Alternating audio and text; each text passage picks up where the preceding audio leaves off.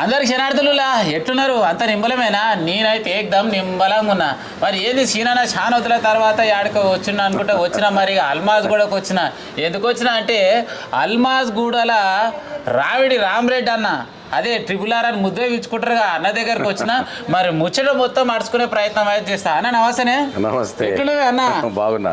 ఇంట్లో అందరు మంచిగురా? సూపర్ బాగున్నారు, చాలా బాగున్నారు. చెప్పాలి అన్న మొత్తం మీద ఇంతకు ముందుకు అయితే బడంగపేట్ మున్సిపల్ కార్పొరేషన్ ఉండే, అవునా? మరి బడంగపేట్ మున్సిపల్ కార్పొరేషన్ ఉన్నప్పుడు ఎట్లుండే, మరి ఇప్పుడు ఉండబోయి ఏదో జిహెచ్ఎంసీ అంటారట. అవి ఏమేమి చేయవో నాకు కూడా అర్థమవుతలేదు. మరి ఎట్లా అనిపిస్తుంది అన్న ఇంతకు?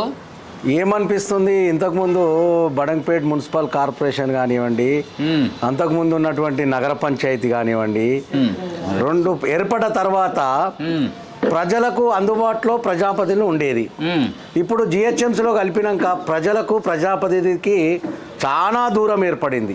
ఓ సమస్య వచ్చిందంటే ప్రజలు ఆ ప్రజాపతికి చెప్పుకునే వాళ్ళు, అప్పుడు ఆ సమస్యను తీసుకొచ్చి అధికారికి చెప్పి ఆ పని చేపిస్తున్నాం. ఇంతకు ముందుకు ఏ సమస్య వచ్చినా లోకల్ ఉన్న కార్పొరేటర్కి ఫోన్ చేస్తే తక్షణమే కార్పొరేటర్ వచ్చి చూసి దాన్ని సమస్య పూర్తి చేసే విధంగా ఉంటుంది. అవును. మరి ఇప్పుడు ఎవరి దగ్గరకు పోవాలి? ఇప్పుడు ఏడికి పోవాలి? అధికారులకు దగ్గర పోతే అధికారులు పట్టించుకోరు. ఇప్పుడు ఎవరి దగ్గర పోవాలి? 60,000, 65,000, 50,000, 40,000 వాళ్ళు ఇష్టం వచ్చినట్టు డివిజన్లు ఏర్పాటు చేశారు ఈ ప్రభుత్వంలో ఉన్నటువంటి పెద్ద మనుషులు. ఇప్పుడు ఆ పెద్ద మనుషుల తగ్గట్టు ప్రజలకు ప్రజాప్రతినిధికి వ్యత్యాసం చాలా ఏర్పడ్డది. ఇప్పుడు ఆ ప్రజలు ఎవరి దగ్గరకు పోవాలి? ఆ ప్రజా సమస్యలు ఎవరికి చెప్పుకోవాలి? ఒక ప్రజాప్రతినిధికి చెప్పుకుందామంటే 4,000, 5,000, 3,000 ఉన్న ప్రజాప్రతినిధికి ఇలా 50,000, 60,000, 40,000 ఒక ప్రజాప్రతినిధి ఉంటే ఆ సమస్యని ఎవరికి చెప్పుకోవాలి? ఈ ప్రభుత్వము ఎక్కడుంటుందో మంత్రికి చెప్పుకోవాలన్నా, ఓ ఎమ్మెల్యేకి చెప్పుకోవాలన్నా, ఓ అధికారికి చెప్పుకోవాలన్నా, ఎవరు చెప్పుకున్నా కానీ ఎంతమందిని ఎన్ని సమస్యలు తీరవగలుగుతారు ఆ ప్రజాప్రతినిధి? అవునే అన్న, ఇంతకు ముందుకు 32 వార్డులు ఉంటున్నాయి. అవును. ఇప్పుడు ఏం చేసిర్రు? ఇంతకు ఎన్ని తుంకలు చేసిర్రు? ఇవాళ 32ని 3 తుంకలు చేసిర్రు. 32ని 3 తుంకలు చేసిర్రు. 3 పొయ్యిరాలు లెక్క 3 పొయ్యిరాలు చేసిరా. అది కూడా ఏదో చీకటి ఇంట్లో కూర్చొని మరి అధికారుల దృష్టికి తెచ్చిరా, ప్రజాప్రతినిధి దృష్టికి తెచ్చిందా ఈ ప్రభుత్వము? ప్రజాపాలన అంటుంది ఈ ప్రభుత్వము. ప్రజాపాలన అనే ప్రభుత్వం ఇట్లుంటుందా? ఎవరు అభిప్రాయాలు తీసుకోకుండా ఈ డివిజన్లు ఏర్పాటు చేసిర్రు?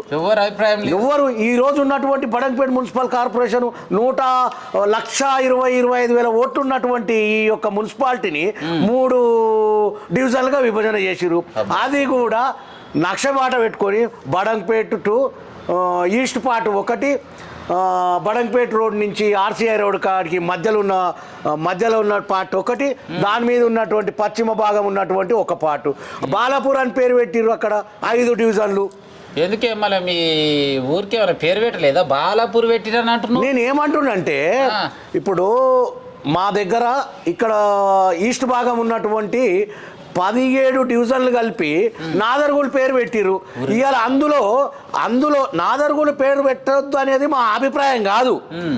మేము ఏమంటున్నామంటే అందులో మా డివిజన్లు 7 కలిసినాయి, అల్మాజ్గూడ డివిజన్లు 7 కలిసినప్పుడు అల్మాజ్గూడ పేరు అయితే పెట్టాలి కదా, పెడితే జర బాగుంది, పెట్టాలి. నాదర్గూల్ పేరు పెట్టాలి. ఇప్పుడు ఈస్ట్ భాగాన్ని ఉన్నటువంటి ఓట్లు 65,000కు 17 డివిజన్లు కలిపి 65,000కు ఒక డివిజన్ చేసిర్రు. బడంగపేట డివిజన్ 35 నుంచి 40,000కు చేసిర్రు.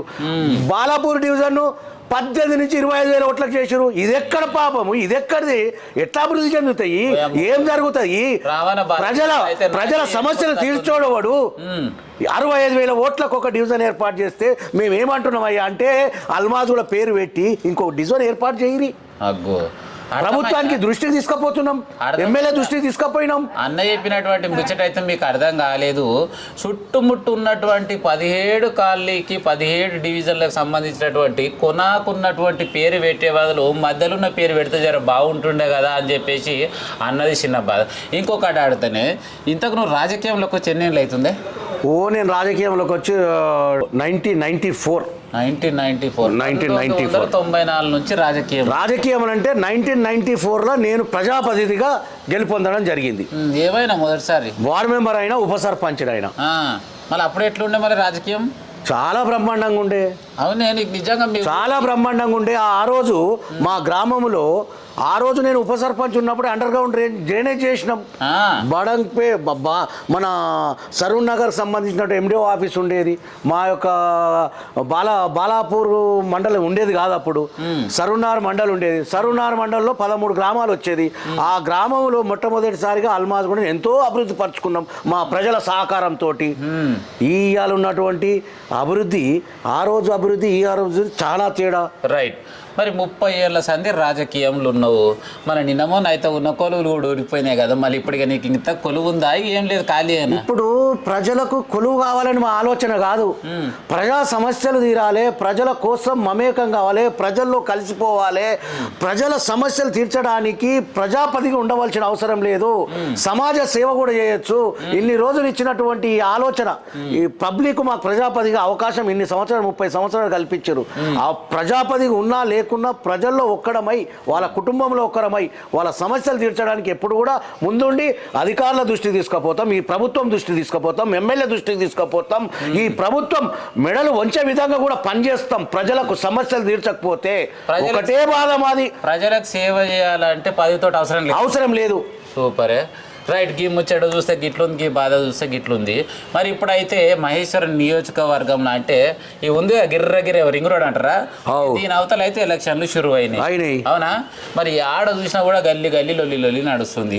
ఇప్పుడైతే బీఆర్ఎస్ పార్టీ అయితే రూలింగ్ లో లేదు, కాంగ్రెస్ పార్టీ రూలింగ్ లో ఉంది. మరి మీ సర్పంచ్లకు ఎట్లెట్లుండబోతుంది? ఏమైనా గెలిచే అవకాశాలు ఏమైనా ఉన్నాయా, లేవా? ఇప్పుడు ఒకటే చెప్తా, ఈరోజు గ్రామ పంచాయతీలలో, గ్రామాలలో, రింగ్ రోడ్ అవతల గ్రామాలలో ఎలక్షన్స్ జరుగుతూ ఉన్నాయి. ఎలక్షన్ జరిగినప్పుడు ఈ 2 సంవత్సరాల నుంచి ప్రభుత్వం ఏమోరుగా పెట్టింది, ఈ ప్రజలకు ఏం చేసింది, రైతులకు ఏం చేసింది, రైతు బంధు ఇచ్చిందా, రైతు బీమా ఇచ్చిందా, ఏమిచ్చింది? కేసీఆర్ కిట్ ఇచ్చిందా? ఏమిచ్చిందని ప్రజలు ఓటేయాలి కాంగ్రెస్ బలపరిచినటువంటి అభ్యర్థులకు? ఇలా ప్రజల కోసం ఈరోజు ఆ రోజు ఈ ప్రభుత్వం ఏర్పడక ముందు ఈ కేసీఆర్ గారి ప్రభుత్వము ప్రజా సంక్షేమ పథకాలు ఎన్నో అమలు చేసింది. మేనిఫెస్టోలో లేనటువంటి రైతు బంధును కూడా అమలు చేసి రైతుల కష్టాలను తీర్చినటువంటి ప్రభుత్వం కేసీఆర్ గారి ప్రభుత్వం. అది ఆలోచన చేయండి ప్రజలారా. ఈరోజు బీఆర్ఎస్ బలపరిచినటువంటి అభ్యర్థులను అందరినీ కూడా ఆలోచన చేసి ఓటేయండి. ఈ ప్రభుత్వం 2 సంవత్సరాల నుంచి ఏం చేసింది, గతంలో ఉన్నటువంటి కేసీఆర్ గారి ప్రభుత్వం ఏం పని చేసిందో ఆలోచన చేసి ఓటేయండి. బీఆర్ఎస్ పార్టీ బలపరిచినటువంటి అభ్యర్థులను అందరినీ గెలిపియమని చెప్పి కోరుతా ఉన్నా. నేను కోరడం కాదు, ఆలోచన చేయండి. ఇలా కాంగ్రెస్ ప్రభుత్వం ఈ 2 సంవత్సరాల నుంచి ఏం చేసింది, గడిచిన 10 సంవత్సరాల ఈ కేసీఆర్ గారి ప్రభుత్వం, బీఆర్ఎస్ ప్రభుత్వం, టీఆర్ఎస్ ప్రభుత్వం ఏం చేసిందనేది మీకు తెలుసు. ఆలోచన చేసి వెయ్యండి. ఒక మంచి వ్యక్తిని ఓటు వేసి ఎన్నుకోండి. మీ ప్రజా సమస్యలను తీర్చే వ్యక్తిని ఎన్నుకోండి. పైన స్థానిక ఎమ్మెల్యే సబితా ఇంద్రారెడ్డి గారు ఉన్నారు. వారు మీ సమస్యలు తీర్చడానికి, మీ సర్పంచ్ ద్వారా సమస్యలు తీర్చడానికి ముందుంటారు. ఈ ప్రభుత్వం ఏమీ పనిచేయదు. మనం ప్రతిపక్షంలో ఉండి కూడా ఈ ప్రభుత్వాన్ని మెడలు వంచి అభివృద్ధి చేసుకుందామని చెప్పి సందర్భంగా తెలియజేస్తా ఉన్నా. ఖచ్చితంగా రాజ్యాంగబద్ధంగా మీకు వచ్చే నిధులు ఏ సర్పంచ్, ఏ పార్టీ సర్పంచ్, ప్రతిపక్ష పార్టీ బీఆర్ఎస్ పార్టీ ప్రతిపక్షంలో ఉన్నా కానీ ఈరోజు రాజ్యాంగబద్ధంగా వచ్చే నిధులు మీ గ్రామాలకు ఖచ్చితంగా వస్తాయి.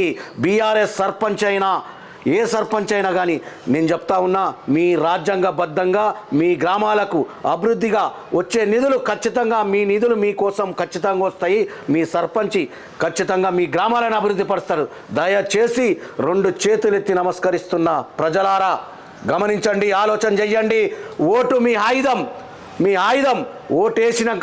ఓటేసినాక ఆలోచన చేస్తే కాదు, ఓటేసే ముందు ఆలోచన చేయండి.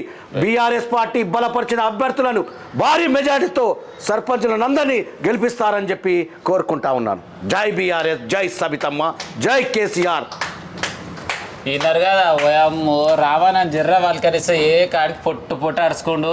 ఇక మరి మహేశ్వరం నియోజకవర్గం చుట్టుముట్టున్నటువంటి సర్పంచ్ ఎలక్షన్లల్లో పోటీ చేస్తున్న పెద్ద మనుషులకు ఓట్లు వేయడానికి సిద్ధంగా ఉన్నటువంటి గ్రామస్తులందరికీ నోట్లకి కోటర్లకి లొంగకుండా ఏ పార్టీ అయితే గతంలో అభివృద్ధి చేసిందో మళ్ళొస్తే చేస్తారు అనే పదాన్ని ఆలోచించుకొని ఓట్లు అయితే ముచ్చటైతే నచ్చిన వాళ్ళు తప్పకుండా సబ్స్క్రైబ్ చేయరి, సపోర్ట్ చేయరి. ఉంటాం అలా ఎవరైనా సాయితో మీ గొంగడి సీనన్న పోయేస్తా. నమస్తే.